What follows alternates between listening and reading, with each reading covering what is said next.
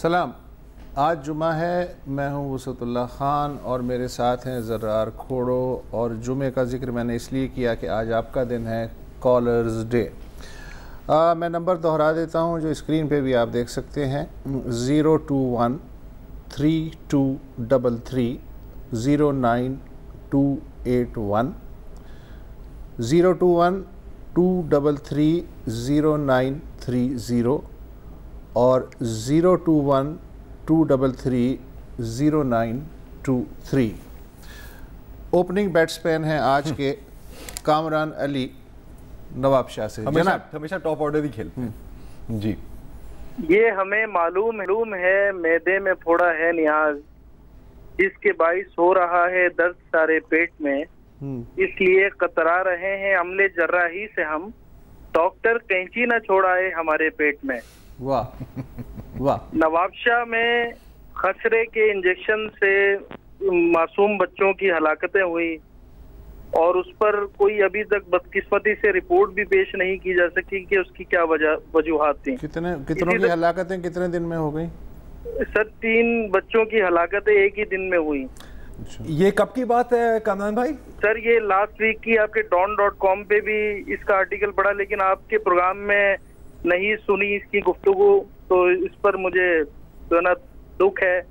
आप नहीं तो इस तरह आपने पिछले हफ्ते इस तरह की कोई बात नहीं की। अगर ये लास्ट वीक की खबर है, आप भी एक हफ्ते ताखीर से बात कर रहे हैं।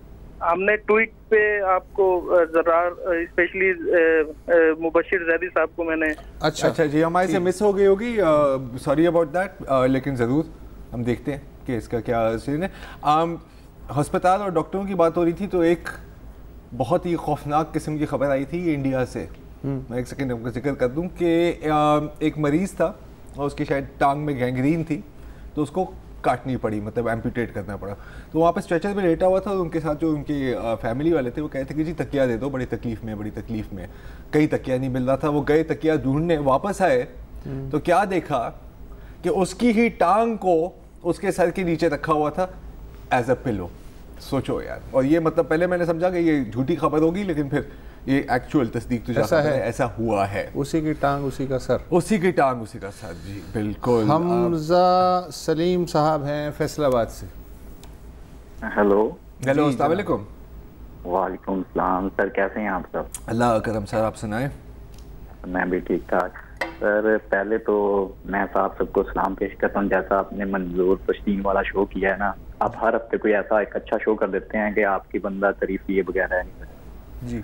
और सर दूसरी बात ये कि जिस दिन ये सेनेट का इलेक्शन हो रहा था तो हम अपने गांव में बैठे हुए थे बुजुर्गों के पास ना, तो बुजुर्गों के पास बैठे हुए थे। जब नवाज शरीफ पार्टी हार गई है तो दूसरे जीत गए हैं, तो हमने पूछा कि बाबा जी ये की मसला है, नवाज शरीफ हर बारी नाहल हो जाता है तो हर बारी ये हार जाते हैं तो जमहूरियत में क्यों खतरा रहता है?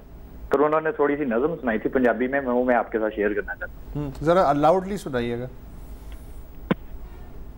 सर। हेलो जी जरा बुलंद आवाज में सुनाइएगा जी। सर उन्होंने कहा जी, रावी विचों कड्डियां ने 3 नहरां, रावी विचों कड्डियां ने 3 नहरां, 2 सुक्कियां ते 1 ਚੱਲੇ ਹੀ ਨਾ। ਜਿਹੜੀ ਚੱਲੇ ਹੀ ਨਾ ਉਹਦੇ ਚ ਆਏ ਨੇ 3 ਬਾਹਮਣ ਨਾਵਣ, ਜਿਹੜੀ ਚੱਲੇ ਹੀ ਨਾ ਉਹਦੇ ਚ ਆਏ ਨੇ 3 ਬਾਹਮਣ ਨਾਵਣ, 2 ਡੁੱਬ ਗਏ ਤੇ 1 ਤਰੇ ਹੀ ਨਾ। ਜਿਹੜਾ ਤਰੇ ਹੀ ਨਾ ਉਹਨੂੰ ਲੱਭੀਆਂ ਨੇ 3 ਗਾਵਾਂ, ਜਿਹੜਾ ਤਰੇ ਹੀ ਨਾ ਉਹਨੂੰ ਲੱਭੀਆਂ ਨੇ 3 ਗਾਵਾਂ, 2 ਫੰਡਰ ਤੇ 1 ਸੂਏ ਹੀ ਨਾ। ਜਿਹੜੀ ਸੂਏ ਹੀ ਨਾ ਉਹਨੇ ਦਿੱਤਾ ਹੈ 1 ਬੱਚਾ, ਜਿਹੜੀ ਸੂਏ ਨਾ ਉਹਨੇ ਦਿੱਤੇ ਨੇ 3 ਬੱਚੇ, 2 ਲੰਗੜੇ ਤੇ 1 ਚੱਲੇ ਹੀ ਨਾ। ਜਿਹੜਾ ਚੱਲੇ ਹੀ ਨਾ ਉਹਦੀ ਲੱਗੀ ਕੀਮਤ 3 ਰੁਪਏ, ਜਿਹੜਾ ਚੱਲੇ ਹੀ ਨਾ ਉਹਦੀ ਲੱਗੀ ਕੀਮਤ 3 ਰੁਪਏ, 2 ਖੋਟੇ ਤੇ 1 ਚੱਲੇ ਹੀ ਨਾ। ਜਿਹੜਾ ਚੱਲੇ ਹੀ ਨਾ ਉਹਨੂੰ ਆਏ 3 ਸੁਨਿਆਰੇ ਵੇਖਣ, 2 ਅੰਨੇ ਤੇ 1 ਨੂੰ ਦਿਸੇ ਹੀ ਨਾ। ਇੰਨੀ ਕੁ ਕਹਿੰਦੇ ਪੁੱਤ ਸਾਰੀ ਕਹਾਣੀ ਹੈ ਤੇ ਆ ਸ਼ੇਅਰ करना। वाह ठीक है, मैं ख्याल है कि हाँ बात हो गई फोक विजडम के साथ। बिल्कुल हमारे अगली कॉलर है हुमा याकूब साहिबा कराची से। अस्सलाम वालेकुम जी। जी अस्सलाम वालेकुम। वालेकुम अस्सलाम। जनाब मेरे आज आपसे 2 अदद सवालात हैं जी। पहला सवाल तो ये है कि ये हमारी नई हुकूमत या ये पुरानी हुकूमत जो भी है, पेंशन के रिटायर्ड मुलाजमीन जो होते हैं, नीम सरकारी और सरकारी इदारों के जो मुलाजमीन हैं, उनके पेंशन के मामला तय होंगे या नहीं होंगे? ये भी इसी तरह रहेंगे जिस तरह से हमारे सेनेट के इलेक्शन चलते हैं और हमारी हुकूमतें चल रही होती हैं? एक सवाल तो ये, दूसरा सवाल ये कि मेरा आपसे कि 12 जनवरी के आपके कॉलर डे पे मैंने आपको कॉल की थी और मैंने आपको बताया था कि तमाम लोगों को बल्कि इंतबाह किया था इस बारे में कि हमारे यहाँ कराची में एयरपोर्ट के रास्ते में जो है एक ग्रुप कार्रवाइयाँ करता है जो लोगों को एयरपोर्ट से घरों पे जाते हुए रात की तारीखियों में लूटता है। पूरे एक हफ्ते बाद उस ग्रुप के ऊपर कार्रवाई हुई और उस कार्रवाई के अंदर एक रिक्शा ड्राइवर को भी मारा गया। इधर पता नहीं चला कि वो पुलिस वालों की गोली से बेचारा जाँ भाग हुआ या डाकुओं की, लेकिन वो बात फौरन ही दब गई। आज तक कुछ नहीं पता चला। बिल्कुल उसी मामले की तरह जिस तरह हर मामले में होता है, एक दिन सारा दिन टेलीविजन के चैनल चीख चीख के गाना गा रहे होते हैं, अगले दिन सब सो जाते हैं। शुक्रिया जी। अच्छा जी, जहाँ तक पेंशन की बात है, बदकिस्मती से लगे कि ये मुश्किल ही है कि ये हल होगा। कोर्ट के फैसले भी आए हैं, वादे भी हुए हैं, लेकिन एक्चुअल ऑन ग्राउंड कोई काम नहीं। हालांकि ऑटोमेशन अगर हो जाए तो लाइन लगने की ज़रूरत ही नहीं है। उन जो बुज़ुर्ग हैं जिन्होंने खिदमत में पूरी ज़िंदगी की है उन्हें घर बैठे मिल सकती, ऑटोमेशन हो जाए। लेकिन ऑटोमेशन ज़ाहिर प्रायोरिटीज नहीं। और दूसरी बात है ना कि सर, अगर आपने मसला हल नहीं करना तो उसके हज़ार बहाने। हाँ, तो ऑटोमेशन तो आप नहीं कर सकते, उससे तो मसला हल हो जाएगा। हाँ, सर, मसला हल तो नहीं करना है ना सर। हाँ। जहाँ तक ये दूसरी बात है जी, ऐसा नहीं है कि वो दब जाती है, और ख़बरें आ जाती हैं जो ज़्यादा अहमियत ले लेती हैं।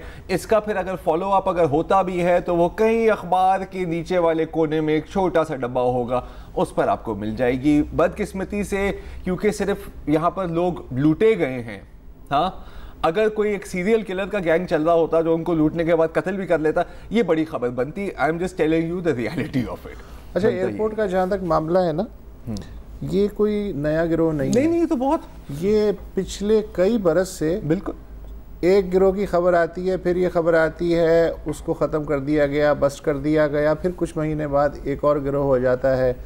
कभी कुछ लोग उसमें पुलिस वर्दी में होते हैं, कभी किसी जाली दस्तावेज़ात के साथ होते हैं। तो ये मिली भगत वाला रैकेट है, वरना मुस्तकिल एक ही इलाके में एक ही सड़क पे पिछले कई साल से कई गिरोहों के नाम बदल बदल के ऑपरेट ना करें। हाँ। मुनाफा बख्श कारोबार देखें, जहाँ पे भी मुनाफा है लोग तो आएंगे। आप देख रहे हैं कि रावलपिंडी में हाल में ही 2 करीम के कैप्टन या ड्राइवर्स को कत्ल किया गया है। तो ये भी वो देख रहे हैं ना कि जी ये घूमने होते हैं रोड पर, हाँ, इजी टारगेट है, क्यों ना इसको अटैक करें। तो ये तो अब अनफॉर्चुनेटली ऐसा ही चलता रहता है। अगले कॉलर हैं हमारे डॉक्टर अब्दुल कदीर साहब नौशेरा फरोज से। अस्सलाम वालेकुम सर। वालेकुम अस्सलाम सर। सर कैसे हैं आप? बस सर, अल्लाह करम, आप सुनाएं। सर अल्हम्दुलिल्लाह, हम तो शुक्र अदा करते हैं कि अल्लाह का शुक्र है, और हम मानते भी हैं और जानते भी हैं कि 30 साल के बाद यानी कि सिंध में अमन हुआ, कराची खुसूसन, हैदराबाद में। और ये कोई मैं किसी और की जुबान नहीं बोल रहा कि मुझे किसी ने बोला है या किसी एजेंसी ने, किसी फोर्स ने बताया कि अमन अमान है। आपके सामने है, आप क्यों ना बोले। हाँ बिल्कुल, तो यही उसी हवाले से हम यही कहते हैं कि अल्लाह का करम करे कि आइंदा भी हमारे लिए इसी से ज्यादा अमन अमान रहे। आमीन। लेकिन इत्तेफाक ये हमारे मुल्क में ऐसा हुआ है कि हमारे पास यानी आग लगाने के लिए, तीली लगाने के लिए किसी, मेरे ख्याल में किसी शैतानी की जरूरत भी नहीं है। शैतान तो हमारे काफी है। तो एक कल डॉ मेडिकल कॉलेज यूनिवर्सिटी में एक इशू आया, कार्डियोलॉजी में एक डॉक्टर है, उसने यानी कि लसानियत की वो इतनी हवाएं दी है कि वो ट्विटर पे तो हमें अजीब व गरीब लग रहा है कि क्या सूरत हाल उन्होंने डॉक्टर ने पेश की है, कार्डियोलॉजिस्ट एक, और एक उसने अल्फाज लिखे हैं जो मैं यहाँ पर पेश नहीं कर पा रहा ना। तो इसमें हम ये कहते हैं कि इलेक्शन का वक्त भी आ रहा है और हमारे में ताकत भी नहीं है कि हम ये इस तरीके से यानी कि करें। हम कहते हैं कि अमन अमान से ये सूरत हाल चलता रहे और इलेक्शन खैर खूबी से हुई। कोई ऐसा ना हो कि ये इस वाक़े को कोई बेस बनाकर कोई बड़ा इशू बना कर दे, क्योंकि हमने 71 में भी देखे, उसके बाद 88 में भी देखे, और ये क्राइसिस वही, और हम नहीं चाहते कि ये अमन खराब। सॉरी डॉक्टर साहब मैं आपकी बात काट रहा हूँ। ये आप उसी वाक़े की बात कर रहे हैं, मुबैना वाक़या कि एक शो कॉज नोटिस दिया है सिंधी ज़बान में बोलने का, मैंने भी कुछ ऐसा ही सुना है, इसकी आप जिक्र कर रहे हैं या कोई और वाक़या है? नहीं बिल्कुल, मैं वही कह रहा हूँ कि एक कार्डियोलाइसिस डॉक्टर है, उसका नाम भी है, मैं उसका नाम लेना नहीं चाहता, जो कुछ भी है तो तहकीकात होनी चाहिए। तो उसमें एक डॉक्टर है, उस डॉक्टर ने उसको एक पेशेंट के साथ वो कन्वे होता है डॉक्टर, दूसरा डॉक्टर उसके साथ सिंधी में बात कर रहा है, वो पेशेंट भी सिंधी है, तो उसको कहता है कि तुम यहाँ पर क्यों सिंधी बात कर रहे हो। अच्छा डॉक्टर साहब, ये जो खबर है ना, ये मुझे फ्रैंकली स्पीकिंग थोड़ी सी अजीब लग रही है। ये मतलब देखिए, मैंने सोशल मीडिया पे तो देखी है, अभी मैंने कहीं इसकी रिपोर्टिंग हो सकता है मेरे से मिस हुई हो, मैंने नहीं देखी। जब तक इस पर मैं कोई एक्चुअल रिपोर्टिंग नहीं देखूंगा या वो एक्चुअल शो कॉज नोटिस नहीं देखूंगा, तो इस पर मेरा ख्याल अभी बात करने का कोई फायदा नहीं है। मुझे ये थोड़ी शेकी लग रही है ये स्टोरी, फ्रैंकली स्पीकिंग। मुझे भी हजम नहीं हो रही, मुझे हजम नहीं हो रही, बिकॉज बहुत ही अजीब और गरीब किस्म की बात है। और बहरहाल इतना ही है। अगर ये सच साबित होती है तो ज़रूर इस पर बात करेंगे, और बहुत ही बुरी बात है जी। सलीम खोसो हैं नगर पार्कर से। Hello sir. जी, अस्सलाम वालेकुम।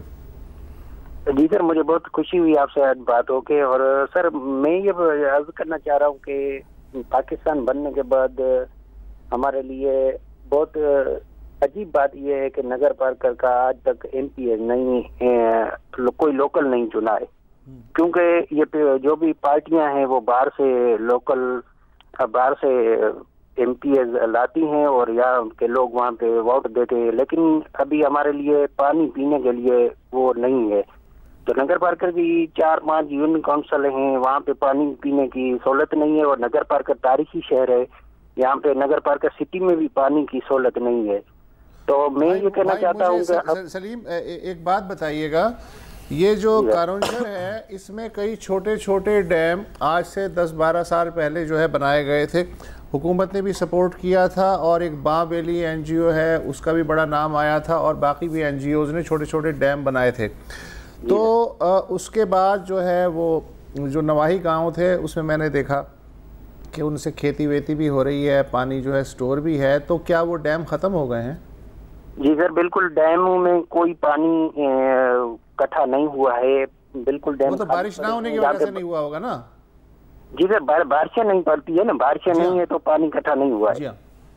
और तो कोई जरिया नहीं है वहाँ, जाहिर है पानी और तो कोई जरिया नहीं है। और सर ये डैम जो बनाए हैं इरिगेशन वालों ने, ये भी बिल्कुल उसी इंजीनियरिंग के साथ नहीं बनाए हैं जो बनाने चाहिए, क्योंकि पानी डैमों में साथ नहीं खड़ा होता है। पानी आता एक जगह से है, ये बांधते दूसरी जगह है तो पानी निकल जाता है। और ये बात आप बहैसियत इरिगेशन इंजीनियर कर रहे हैं या किस हैसियत में कर रहे हैं ये बात? नहीं सर, हमने जो देखा यहाँ पे सर लोग जो हम लोकल लोग हैं ना, उनसे ये सर पूछते भी नहीं है और अपने तरीके से बनाते हैं। और ये आज भी आप आके यहाँ पे देखें, लोकल लोगों से पूछ के ये मुझे याद पड़ता है बनाया गया वो जो एक बड़े खोसा साहब थे नगर पार्कर में, जिनका इंतकाल हो गया है, जो चलती फिरती तारीख थी, नवाज खोसो साहब, वो कंसल्टेंट थे उस जमाने में जब ये डैम बनाए जा रहे थे। जी सर, वो कंसल्टेंट थे, लेकिन सर अभी जो ये इरिगेशन वालों ने बनाए ना सर, वो कंसल्टेंट थे सिर्फ बांबेली वालों के साथ, उन्होंने 1-2 डैम बनाए थे। बहरहाल ये कि पानी का मसला अगर है तो हल होना चाहिए, हल तो होना चाहिए। एक मेरा सबसे सवाल है सलीम भाई, आपके MP का नाम क्या है? सर मखदूम नेमतुल्ला। और ये कहाँ से हैं? हाला से सर। ये हाला से हैं। तो अब पाकिस्तान बनने के बाद आज तक सर हमारा कोई MP जो है नगर पार्कर नहीं बना। तो मुझे एक बात बताएं, मतलब जाहिर है अगर आपकी ये सोच है तो आपके जो वहाँ पड़ोसी हैं या और भी नगर पार्कर के जो रिहायशी हैं वो भी ये सवाल पूछते होंगे कि जी मुकामी बंदा क्यों नहीं कभी खड़ा किया। तो कभी आपने कोशिश की कि लोगों को इकट्ठा करके आप जाए किसी पार्टी की क़यादत में कि भाई हम क्या इतने बुरे हैं, हमारे से कोई बंदा नहीं आ सकता, या बस जो भी आ जाता है आप वोट डाल देते हैं? हमारे लोकल बंदे सर खड़े होते हैं, लेकिन उनको जो है ना वो करवा दिया जाता है, क्योंकि उनको जो है ना वो पीपल पार्टी है या कोई अरबाब का जो भी। लेकिन सलीम खोसा साहब ये बताइए, नगर पार्कर में सरवरी जमात के जो पैरोकार हैं उनकी अक्सरियत है या नहीं है? हाँ सर, वो अक्सरियत है, लेकिन तो अक्सरियत है ना, और वो मुख्तलिफ कबाइल के लोग हैं जो सरवरी जमात के पैरोकार हैं, तो वोटर्स तो आप ही के हुए ना। वो वही सर पीर और मुरीद के हिसाब से वोट लिए जाते हैं। हाँ तो मुरीद को समझाइए ना भाई। हाँ सर मुरीद अगर पीर को वोट देगा तो सर हम क्या करें यहाँ पे बैठ के यार। एनीवे अगले कॉलर है हमारे अहमद अख्तर साहब बहावलपुर से। अस्सलाम वालेकुम जी। Hello hello. अच्छा इनाम और रहीम साहब कराची से। इनाम और रहीम साहब कराची से। अस्सलाम वालेकुम जी। अस्सलाम वालेकुम ज़रा खोड़ा साहब। वालेकुम अस्सलाम सर। ज़्यादा वक्त नहीं लूँगा। एक आम शहरी हूँ कराची का। मैं रोज़ाना फातिमा जीना रोड से गुजरता हूँ जहाँ पे अमेरिकन कंसुलेट का घर है जी। आधी सड़क उन्होंने कब्जा की हुई है बड़े बड़े बोल्डर्स रख के। अगर उनकी जान को इतना ही खतरा है तो उन्होंने उनके बाजू वाले प्लॉट के ऊपर 2 टावर्स 18 मंजिला क्यों खड़े होने दिया जी? और अगर उन्होंने खड़े होने दिए तो इन बोल्डर्स को हटा के वो अपनी दीवार के साथ खड़ा करते हैं। अगर किसी को अपनी गाड़ी बैश करनी होगी तो उन बोल्डर्स में जाके इंस्टेड ऑफ सड़क के ऊपर बैश करे वो उनकी दीवार के साथ जाके बैश कर देगा। उनकी दीवार को फिर भी कुछ नहीं होगा क्योंकि बोल्डर्स बाहर खड़े हुए होंगे। उनके बाजू गली के अंदर जो है उन लोगों ने बैरियर लगा के गली को बंद किया हुआ है। मैं मान लेता हूँ उस गली से गुजर तो होता नहीं है, लेकिन कम से कम हम शहरियों को उस तकलीफ से तो आज़ादी दिलवा दी है जिस तकलीफ से हम गुजर रहे होते हैं। मैं अपने बेटे को रोजाना सुबह कॉलेज छोड़ने के लिए जाता हूँ। पहला तो यहाँ पे मुझे एक तकलीफ उठानी पड़ती है कि यहाँ से कि जिस वजह मेरी गाड़ी गुजर रही होती है तो मैं डबल ट्रैक के अंदर जो है मैं बात आपकी समझ गया। ये जो सुप्रीम कोर्ट है उसने खुद नोटिस लिया। कराची बेंच जो है इस मसले पे कई दफ़ा समाअत कर चुका है। सुप्रीम कोर्ट का जो अपना बेंच है वो सामने की सड़क है वो भी बंद करने की कोशिश की गई थी लेकिन कोर्ट ने खुलवा दी। इसके अलावा जरदारी हाउस के आसपास जो हैं रुकावटें खड़ी की गई थी कई सालों तक, जब तक बल्कि वो सदर रहे जी। एक पूरा हिस्सा जो है वो बंद था, बिल्कुल वो खुलवा दिया गया।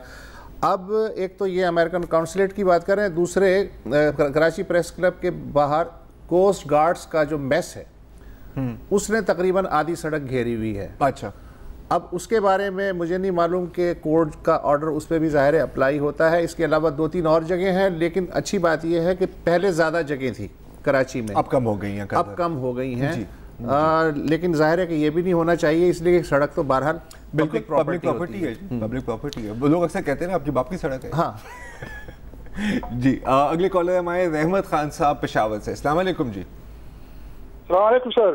सर कैसे हैं आप? अल्हम्दुलिल्लाह सर। मैं शरतुल्लाह खान खोड़ो साहब और मुबशर जहीर साहब आप लोगों को मुबारकबाद देता हूँ। मैं रिटायर्ड पुलिस ऑफिसर हूँ जी। मैंने कराची में सर्व किया सर जी। और कल जो आपने प्रोग्राम किया था मंजूर पश्तीन का, आपने इस मुल्क के लिए एक निहायत ही मुस्बत कदम उठाया।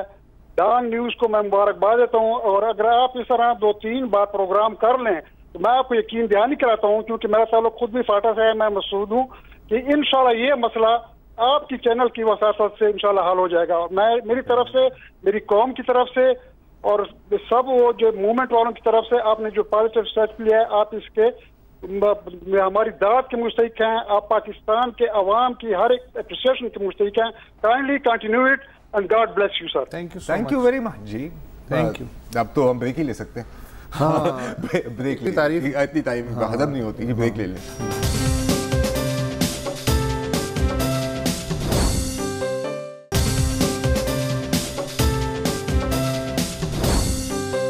Welcome back. आप देख रहे हैं जरा हटके कॉलर्स डे और हमारे अगले कॉलर हैं मोहम्मद यूसुफ साहब कराची से। अस्सलाम वालेकुम जी। जी वालेकुम सलाम। जरा साहब बात कर रहे हैं? जी सर, जी सर बोल रहा हूँ बिल्कुल। जरा साहब मेरा नाम यूसुफ है, कराची से बात कर रहा हूँ। जी जी। और मैं आपको मुझे हाईलाइट करना चाहता हूँ EOPI के हवाले से। जी। मैं प्राइवेट के इदारे में काम करता था, 55 साल की उम्र में रिटायरमेंट मेरी हो गई। ठीक है जी। लेकिन EOPI की कंट्रीब्यूशन जो है वो मेरी लाजमी इतने सालों के दरमियान काफी सारी हुई होगी। बिल्कुल। और बकौल EOPI के 4-5 साल जो है ना, अगर EOPI में अगर आप सर्विस करते हैं तो इंटाइटल हो जाते हैं। लेकिन उन्होंने एक क्राइटेरिया बना हुआ है कि 60 साल की उम्र में जो है वो अपना मिनिमम रखा है 5200 और रिड्यूस है का ना वो 55 साल की अगर है तो उसमें लिखा है 3670 रुपए। और इस दौर में जो भी है ना जो भी सूरत हाल महंगाई के हवाले से वो तो ना होने के बराबर 3670 रुपए। और दूसरी बात यह है कि जब भी बजट के हवाले से कोई इंक्रीज करते हैं वो सरकारी इदारों को तरजीह दी जाती है और प्राइवेट इदारे के जितने एम्प्लॉई है उस पर कोई भी तवज्जो नहीं दी जाती। यहाँ उसका EOPI के हवाले से कोई भी जो है देखने वाला नहीं है, ना कोई सुनने वाला है, कोई ना पूछने वाला है कि मैं आपको इससे भी ज्यादा खराब बात बता देता हूँ। आज जितने भी सरकारी मुलाजिम हैं या प्राइवेट मुलाजिम हैं जिन पे EOBI अप्लाई होता है, उनकी तादाद 1 मिलियन से ज़्यादा नहीं है। इसी मुल्क में 9 मिलियन लोग ऐसे मज़दूर हैं और ऐसे डोमेस्टिक वर्कर्स हैं और ऐसे किसान हैं जिन्होंने कभी EOBI का नाम तक नहीं सुना, जिन्होंने कभी अपॉइंटमेंट लेटर का ए नहीं देखा, उसकी शक्ल नहीं देखी, और जो डेली ग़ुलामों की तरह काम करते हैं और उन्हें ये नहीं पता होता कि कल वो अपनी नौकरी पे रहेंगे या नहीं रहेंगे। तो ये अलमनाकी दर अलमनाकी दर अलमनाकी है। आपके साथ जो हो रहा है वो बिल्कुल अच्छा नहीं हो रहा, लेकिन इस मुल्क में ये भी हो रहा है। सर गडानी गडानी, हाँ। एक मजदूर की कीमत क्या है? अच्छा, हाँ। कीमत तो छोड़ दो, हमें अभी तक तादाद पे नहीं पता लगी कि उस आग में कितने मजदूर जल के राख हो गए। क्यों? क्योंकि सर उनके नाम नहीं लिखे जाते, वो भी ठेके पे आते हैं। तो और वो टोकन नंबर होते हैं, टोकन नंबर, वो इंसान नहीं होते। तो भाईजान जुल्म जो है वो जुल्म दर जुल्म, सीढ़ी दर सीढ़ी है, लेकिन इसका ये मतलब नहीं है कि आपके साथ जुल्म नहीं हो रहा। आपने इस मुल्क को अपनी तवानाई, अपनी जवानी दी है और जाहिर है कि आप दर बदर घूम रहे हैं। हर हफ्ते हमें कोई ना कोई कॉल ज़रूर आती है से, और इस पे भी सो मोटो पता नहीं होता है या नहीं। कितनी चीज़ों पे सो मोटो भी लेना यार, हाँ। कोई चीज़ तो मतलब चलनी भी चाहिए ना अपने आप, या हर एक गाड़ी को धक्का ही देता रहे, बस धक्के देते रहे। बहरहाल अनीस अहमद साहब हैं हमारे अगले कॉलर कराची से। अस्सलाम वालेकुम जी। अस्सलाम वालेकुम। वालेकुम। ज़रार भाई, वस्तुल्लाह भाई, कैसे हैं? माशाल्लाह हशाश नजर आ रहे हैं। गुजर रही है सर, गुजर रही है, आप सुनाएं। जी। अच्छा, मैं 2 मौजू पे बात करना चाहूँगा, कोशिश करूँगा बहुत मुख्तसर सी हो। पहले तो ये है कि मैं कराची के जो PTI के सरबराह उनसे एक अपील करना चाहूँगा कि आजकल उन्होंने एक मेंबर साजी की मुहिम जारी रखी हुई है। वो आधे रोड उन्होंने घेर लिए हैं। आज भी मैंने डिस्को बेकरी और मुख्तलिफ 2-3 जगहों पर देखा तो लोगों के वहाँ पे तकरार भी हुई है।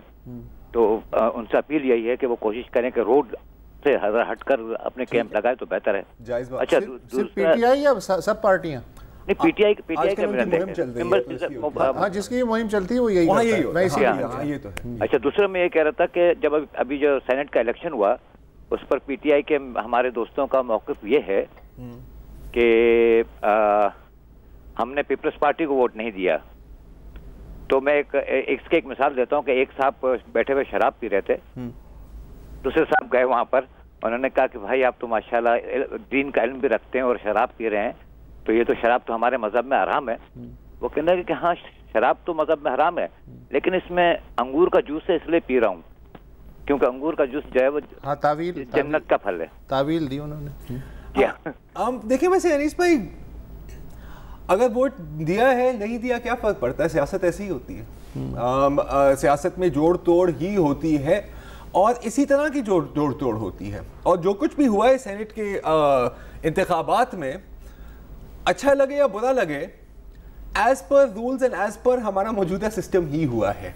ठीक है, तो बहुत इनके पास मौके थे। रज़ा ज़बानी साहब की आप आखिरी स्पीच सुन लें।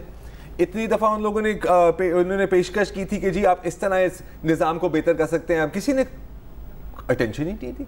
तो फिर अगर ऐसा ही चलाना है तो ऐसा ही चलेगा, क्या बड़ी बात है यार, किसी ने किसको वोट दिया, आज का दुश्मन कल का दोस्त, कल दोबारा दुश्मन। हैरत तब होती है कि सिस्टम फूल प्रूफ होता है और उसके बावजूद धांधली हो जाती है, तब हैरत होनी चाहिए। हाँ जी। तो ब्रेक ले लें फिलहाल। ब्रेक ले लें सर, बिस्मिल्लाह, ब्रेक ले लें।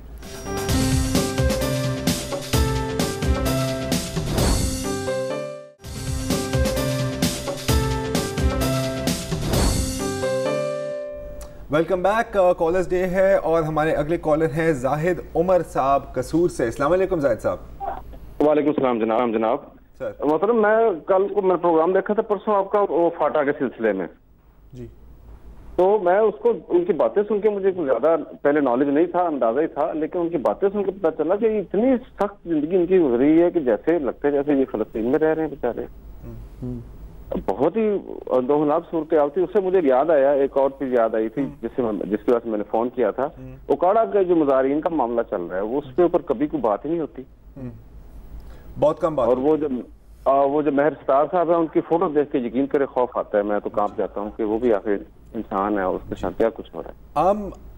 जाहिद साहब, जहाँ तक उकाड़ा की बात है तो बिल्कुल बहुत कम इसको टीवी पर कवर किया है, लेकिन अगर आप इंटरेस्टेड हैं तो मैं ख्याल है कि कम से कम 3 बार या शायद 4 बार एजाज हैदर साहब ने इस इशू को उठाया है।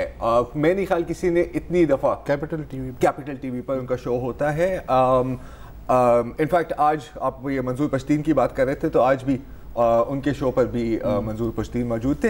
अच्छा, जहाँ तक फाटा की बात है, बिल्कुल मैंने नहीं ख्याल कि हम में से कोई भी तसव्वुर कर सकता है, और बदकिस्मती की बात है कि इतने वो हमारे से अलग रखे गए हैं, एक बिल्कुल ही मुश्किल डिफरेंट निज़ाम से ब्लैंकेट। और मतलब अगर आप FCR के बारे में पढ़ें तो बिल्कुल जैसे फ़लस्तीनियों के साथ आपने बात की ना फ़लस्तीन की, तो वहाँ पर भी यही होता है कि अगर कोई हमला होता है या कोई पत्थर फेंकता है तो इजरायली फ़ौज वहाँ पर पूरी गांव को या उस बंदे के घर को तबाह कर देती है। FCR के तहत भी कमो पेश यही निज़ाम है। इसीलिए हमने बार बार फाटा इस्लाहात के हक में अपनी आवाज़ बुलंद की है, हम करते रहेंगे, बिकॉज जब तक आपने इस पाकिस्तान के खित्ते को पाकिस्तान यकीन मतलब हकीकी तौर पर पाकिस्तान का ही हिस्सा नहीं बनाया तो आने वाले दिनों में, आने वाले सालों में तमाम बहुत बड़ा मसला पैदा ए कैटेगरी में होने चाहिए, A-B-C नहीं होने ऐसा हो नहीं सकता, ऐसा हो नहीं सकता, मतलब हर तकाजे से ये गलत है। बहरहाल आपने याद दहानी ठीक कराई। बैरूनी जो हैं चैनल्स उनमें BBC ने उकाड़ा फॉर्म का मसला जब भी इनकी मूवमेंट चली है जी, वो अच्छा खासा उसको कवर करने की कोशिश की, लेकिन ज़ाहिर है डोमेस्टिक मीडिया के अपने मसाइल होते हैं, मसाइल। अच्छा जी, शफकत अली साहब हैं वाह कैंट से। अस्सलाम वालेकुम शफकत साहब। अस्सलाम वालेकुम सर। सर कैसे हैं आप? सर दुआएं हैं सर। सर वसतुल्लाह साहब से बात कराएं जरा काइंडली। खड़े हुए हैं जी जनाब, मैं तो नहीं दूंगा ना उन्हें यार गोश पर आवाज। Sir hello. जी जी जी बात कीजिए सर। वसतुल्लाह साहब से बात करनी है। शफकत बात कर रहा हूँ। शफकत भाई मैं वसतुल्लाह खान ही बात कर रहा हूँ, फरमाइए। सर एक तो आपसे 2 बातें करनी है, तो जल्दी करूंगा, आपका टाइम शॉर्ट है। एक तो ये जो चेयरमैन सेनेट के इलेक्शन हुए हैं, इस बारे में वैसे तो सब ने अपनी अपनी राय दी है, स्टेटमेंट दी है, लेकिन जिस हस्ती की हमें कमी महसूस हुई है वो आसमा जहांगीर साहिबा थी। जी जी जी, वो अगर होती तो मेरा ख्याल है कि उनकी स्टेटमेंट इस मौके पे सबसे बेहतर होती। और दूसरी, ज़रार साहब ने अभी एक प्रोग्राम किया था नुसरत मलिक साहब के साथ आए हुए थे, ये गेस्ट थे जी, तो उसमें ये एक साफी एयर वाई के हैं साबर शाकिर साहब जी, उनके बारे में ये बात कर रहे थे। तो अभी मैंने चंद दिन पहले, बल्कि 2 दिन पहले गालबन उनका एक प्रोग्राम सुना है जिसमें वो कैप्टन सफदर साहब ने जो रिमार्क्स दिए हैं वाजिद ज़िया के बारे में, उसके मुतालिक वो बात कर रहे थे। तो उसमें वो कहते हैं कि जी मरियम सफदर की तरफ वो इशारा कर कहते हैं कि वो जो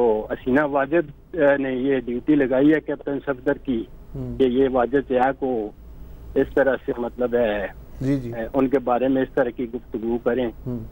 तो सर मेरी रिक्वेस्ट ये थी कि आप लोग खुद क्यों नहीं इस तरह के जो साफ़ी हैं, साफ़ियों के नाम पे तो खैर ये दबा ही हैं, तो इनके बारे में आपकी कोई जो तंजीमें हैं वो खुद क्यों नहीं कोई एक्शन वगैरह लेती? मतलब है उनको एक राय देने का हक है, लेकिन किसी को इस तरह से एक तजलील देना ये कोई मुनासिब बात है? कतई नहीं है, जाहिर है तयशुदा बात है, और हम खुद भी इस बारे में वक्तन फ़वक्तन बग़ैर नाम लिए बात करते रहते हैं, और आप जैसे जो कॉलर्स हैं जो अवेयर करते रहते हैं उनकी हम पूरी बात जो है इस वक्त ज़ाहिर है कि हज़ारों शायद लाखों लोग सुन रहे होंगे, तो वो भी आप अपनी राय भी हमारी राय ही समझिए। बिल्कुल। बहुत शुक्रिया। यास्मीन आफ्ताब हैं कराची से। जी अस्सलाम वालेकुम। वालेकुम अस्सलाम।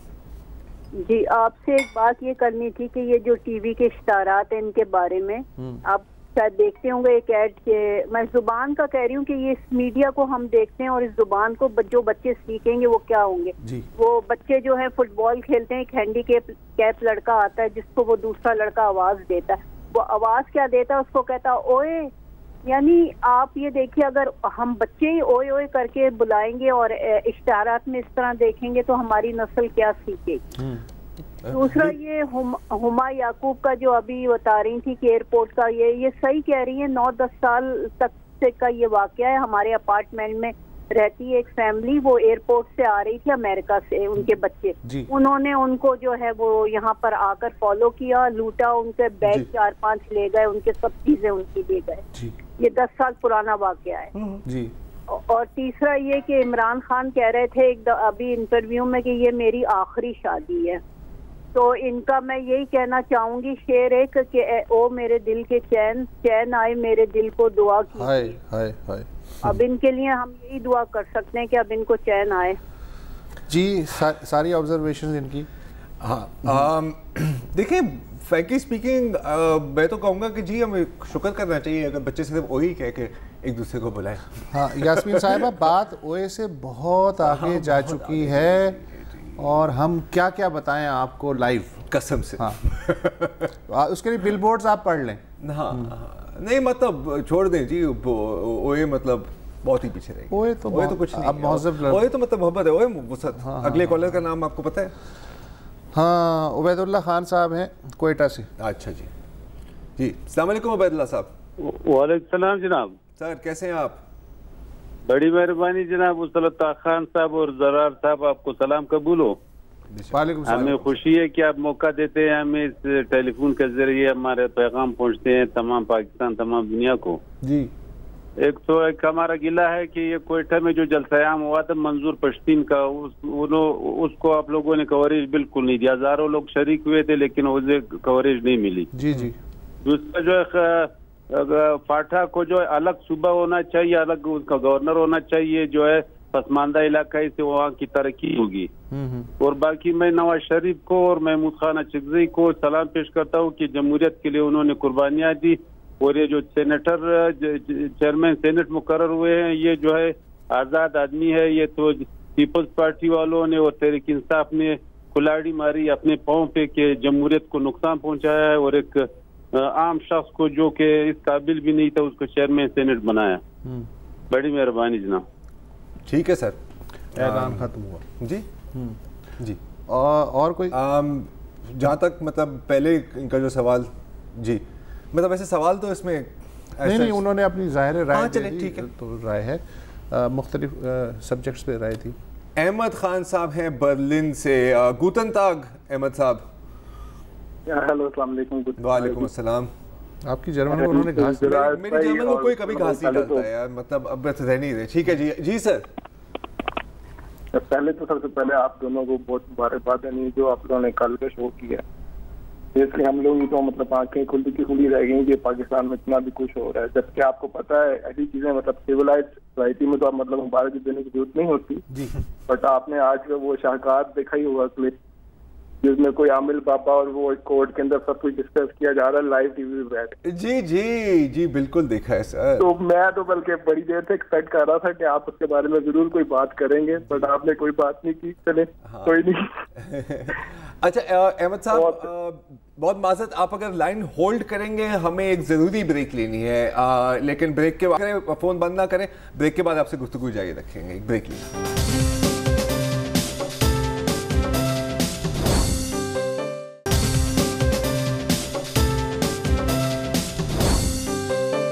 Welcome back. ब्रेक से पहले हमारी बात हो रही थी हमारे बर्लिन वाले भाई अहमद खान साहब से, अभी भी लाइन पर हैं। जी अहमद साहब। जी तो दूसरा मेरा एक क्वेश्चन बस ये था कि अभी आपको कुछ दिन हो ही गए हैं चेयरमैन सेनेट को भी अरेस्ट हुए हुए, तो जैसे कि दोनों पार्टीज ने कहा कि महरूमियाँ खत्म करनी है बलूचिस्तान की, तो मेरा सिर्फ यही सवाल था कि अभी तक उन्होंने ऐसा क्या काम किया जिससे बलूचिस्तान की महरूमियाँ खत्म हो।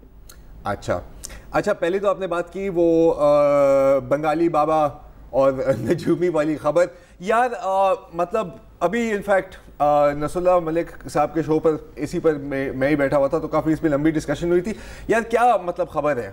हाँ पढ़ के फूको और क्या कहते हैं ना, महबूब कदमों में, यहाँ पर है जस्टिस कदमों में। ठीक है ना, तो यार मतलब मैं तो कहता हूँ यार अल्लाह का लाख लाख शुक्र है वो इस तरह काम करते हैं और हमारे लिए मतलब माल इकट्ठा हो जाता है, क्योंकि मेरा ख्याल अगले हफ्ते इस पर 5-6 मिनट का सेगमेंट तो बनता है उससे, ठीक है ना। मुबश्शिर तो अभी से ही बड़ा एक्साइटेड है, उसने सारे और जहाँ तक बलूचिस्तान की महरूमियों की बात है, जाहिर है कि गुफ्तगू से मसला, बातों से मेरा जख्म तो अच्छा नहीं होता, लेकिन ये भी ज़रूरी है कि चीज़ें आइडेंटिफाई हो, बेशक उन पे बात हो, और उसके बाद ही जब मसला जो है आइडेंटिफाई होगा तभी उसके बारे में सोचा जा सकता है कि किस तरह उसे टैकल किया जाए। तो कम से कम बात तो हो रही है। जी जी, पहला कदम तो यही होता है। जी हाँ। वक़ार यूनुस साहब हैं वैंकूवर कनाडा से।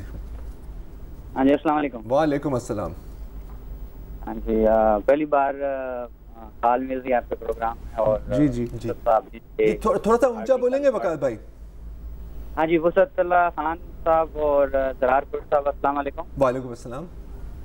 हाँ जी, मैं बहुत ज़्यादा खुशी हो रही है कि आप लोगों से बात हो रही है, और ख़ासकर वसअत भाई के साथ के जिनके आर्टिकल पढ़ के हमने बहुत कुछ सीखा है। Thank you. एक बात जो वसअत भाई के बारे में खास तौर पर जो 4 जनवरी का प्रोग्राम था जो सलमान तासीर साहब की करती थी, उसमें वसअत भाई ने एक चीज़ मेंशन की थी कि सलमान तासीर के जो वालिद साहब थे उन्होंने गाजी इल्मुद्दीन के ये चारपाई दी थी जनाजे के। जी। तो उसमें अब मुझे ये समझ नहीं आती कि हमने, अब शायद मेरी कुछ समझ में थोड़ी गलती हो कि हमें क्यों ज़रूरत है इवन सलमान तासीर जैसे इंसान के लिए हम एक मजहबी हवाला उस चीज़ के लिए ढूंढें, क्योंकि सलमान तासीर की जो कंट्रीब्यूशन पाकिस्तानी सियासत में थी और जिस कॉज के लिए उस बंदे ने जान दी, आई थिंक वो ज़्यादा अहम होनी चाहिए रादर देन कि हम ये सोचें कि उनके वालिद साहब। तो मेरा ख्याल है सिर्फ चारपाई ही की बात नहीं की होगी, सलमान तासीर की कंट्रीब्यूशन की भी बात की होगी ना। आपको तो चारपाई वाला एपिसोड याद रह गया, लेकिन जाहिर है कि वो एक तारीखी बात तो है। बात यह है कि जो वसअत भाई के जो आपके जो आर्टिकल हैं वो बहुत ही ज़बरदस्त होते हैं। आपका जो हर एक आर्टिकल पढ़ के बहुत ज़्यादा इंफॉर्मेशन मिलती है। Thank you. तो लेकिन मैंने ये महसूस किया कि शायद प्रोग्राम में शायद आप उतनी खुलकर बात नहीं कर पाते, शायद कुछ चीज़ों का दबाव होता है, या आप ये कह सकते हैं कि एक चीज़ जो बहुत ज़्यादा खटकती है वो ये कि हमारे रियासती इदारे जमहूरियत के लिए, हालांकि वो ज़रूरी तो हैं, लेकिन उन्होंने इतनी गैर आइनी तौर पर मुदाखलत शुरू कर दी या ज़्यादा बढ़ गई है। अब आप देखें कि हमारा मीडिया भी रियासती अदारों के। अच्छा, अजीब बात है वक़ार भाई कि हम पे ये ही इल्ज़ाम है कि आप ज़्यादा ही खुल के बात करते हैं। आप पहले आदमी हैं, लिहाजा मैं आपकी कदर करता हूँ कि आपको इतनी बात भी खुल के नहीं लगती। सही बात है, सही बात है ये। बहरहाल हाँ, कोई तो लोग कहते हैं यार चुप ही हो जाएगा, तो शायद बेहतर होगा, लेकिन ये कह रहे हैं ज़रा हो। पर करेंगे। मैं सिर्फ एक कहूँगा कि मतलब जिस शहर में बैठे हुए हैं ना यार, वो इतना खूबसूरत है वैंकूवर। तौबा के मतलब मैं आपकी जगह होता यार, मैं पाकिस्तानी चैनल क्यों देखूं यार। आप वैंकूवर में बैठे हुए हैं यार, मैं वैंकूवर में बैठा होता कसम से। वैंकूवर में मैं टिकट नहीं पड़ा होता अभी। वक़ार भाई अपना दिल जला रहा है वैंकूवर में बैठ के यार, कसम से यार, कसम से। एनीवे, अरशद मुस्तफ़ा साहब हैं कराची से। अस्सलाम वालेकुम। वालेकुम अस्सलाम। एक मैं छोटा सा मसला शायद रखूंगा आपके सामने जी। हो सकता है कि आपके भी ज़हन से गुजर रही हो वो बात कि कराची की सड़कों पे जो शोर का लेवल है और उस पे जो गाड़ियों की हालत है और उसके साथ जो एक आपको गुजर करना पड़ता है, बिल्कुल जी जी, उसका जो नतीजा है वो शायद अभी सामने ना आ रहा हो। लेकिन एक तो सारी सड़कों पे तकरीबन अब 20% आबादी तो शहर की सड़कों के ऊपर ही रह रही, क्योंकि हर सड़क पे 10 मंजिला 20 मंजिला बिल्डिंगें बनी हैं और गाड़ियां इतनी नाकिस हालत में हैं और उन पर किसी किस्म की कोई रेस्ट्रिक्शंस भी नहीं है। और उसका नतीजा ये है कि वो शोर, और रात के 1 बजे 2 बजे अकेली गाड़ी जा रही होगी तब भी वही उतना ही शोर कर रही होती है, और उसके इंजन की भी हालत वही है, और फिर जो ड्राइवर बैठा हुआ है उसके दिमाग की हालत भी वही है। जी हाँ, बिल्कुल। तो बिल्कुल एग्जैक्टली ऐसा ही है। और इसमें इजाफा कर दें कटे सिलेंडर वाले मोटरसाइकिलों का जो लौंडे घुमा रहे होते हैं इधर से वन व्हीलिंग कर रहे होते हैं। अच्छा अरशद भाई, इंटरेस्टिंग बात यह है कि मेरे ख्याल को 10, 11, 12 साल पहले जियो में मैं काम कर रहा होता था, पता नहीं कब की बात है, हम लोगों ने एक पैकेज बनाया था और नॉइज़ पोल्यूशन मॉनिटर की थी मुख्तलिफ मुकामात पे। यार वो भी ऐसी लेवल पे थी कि आप नफसी हो सकते हैं अगर आप बार बार सुने। अगर आपको और हमें बुरी लगती है, आप सोचें कि ट्रैफिक पुलिस वाले का क्या होता होगा।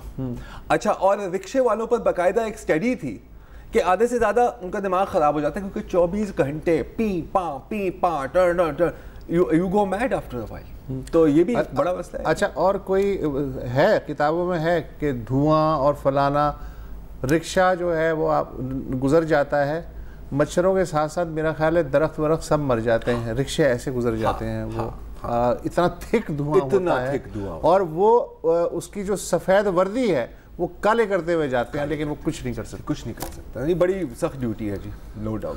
तो thank you so much for such beautiful calls, बहुत अच्छा लगा। इंशाल्लाह मंडे को फिर मुलाकात होगी, तब तक खुदा हाफिज़। अस्सलाम वालेकुम। अगर आपको हमारे शो पसंद आया है तो प्लीज़ हमारे YouTube चैनल को सब्सक्राइब करें, और अगर मुनासिब समझे तो इस वीडियो को लाइक भी कर लें, तो कोई हर्ज नहीं है, और शेयर भी कर लें और कमेंट भी कर दें जी, वरना वो सब ऐसे ही लिखते रहेंगे। और ये जो दोनों कह रहे हैं ये कर लें जी प्लीज़, नहीं तो हमें भी घर जाना है, मैं आपके कंप्यूटर में नहीं रहना 24 घंटे। सही बात।